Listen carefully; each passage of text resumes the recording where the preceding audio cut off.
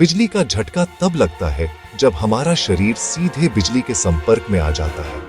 हमारा शरीर, जिसमें लगभग 70% पानी है, बिजली का अच्छा सुचालक बन जाता है। जब हम किसी खुले तार या खराब उपकरण को छूते हैं तो बिजली हमारे शरीर से होकर जमीन तक जाती है।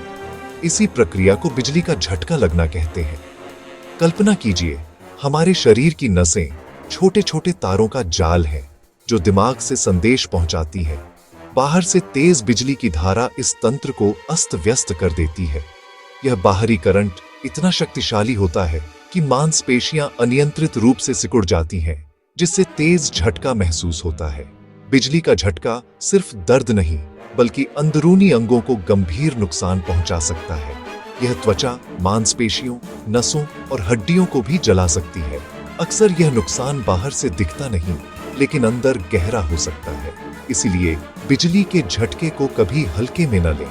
जब हम बिजली के स्रोत को छूते हैं और पैर जमीन पर होते हैं, तो हमारा शरीर सर्किट पूरा करता है। ये तेज बहाव हमारे लिए बेहद खतरनाक है। बिजली शरीर में प्रवेश कर सबसे आसान रास्ता चुनती है। अक्सर नसों और रक्त वाहिकाओं के जरिए सबसे गंभीर असर दिल पर पड़ता है। दिल की धड़कन को नियंत्रित करने वाले विद्युत संकेत गड़बड़ा जाते हैं।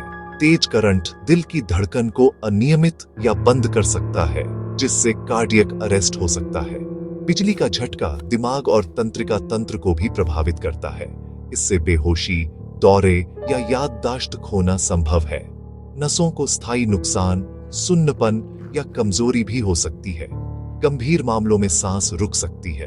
मांसपेशियां तेज और बलपूर्वक सिकुड़ती हैं, जिससे हड्डियां टूट सकती हैं या जोड़ खिसक सकते हैं। बिजली की गर्मी अंदरूनी जलन पैदा कर सकती है, जो बाहर से छोटी दिखे लेकिन अंदर गहरी हो। बिजली के झटके की गंभीरता वोल्टेज, करंट की मात्रा और संपर्क के समय पर निर्भर करती है। घरों में आने वाली बिजली भी गंभीर चोट या मौत का कारण बन सकती है। हाई वोल्टेज लाइनें और भी खतरनाक हैं। शरीर में नमी होने पर खतरा कई गुना बढ़ जाता है। गीली त्वचा बिजली को आसानी से प्रवेश करने देती है। बाथरूम, किचन या बारिश में बिजली का झटका ज्यादा खतरनाक होता है।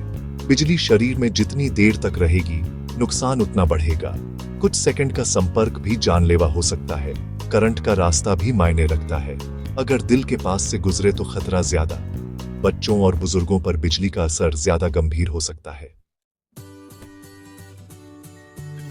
सबसे पहले पीड़ित को बिजली के स्रोत से तुरंत और सुरक्षित तरीके से अलग करें। खुद की सुरक्षा का ध्यान रखें। मेन स्विच बंद करें या सूखी, गैर सुचालक वस्तु से पीड़ित को दूर करें।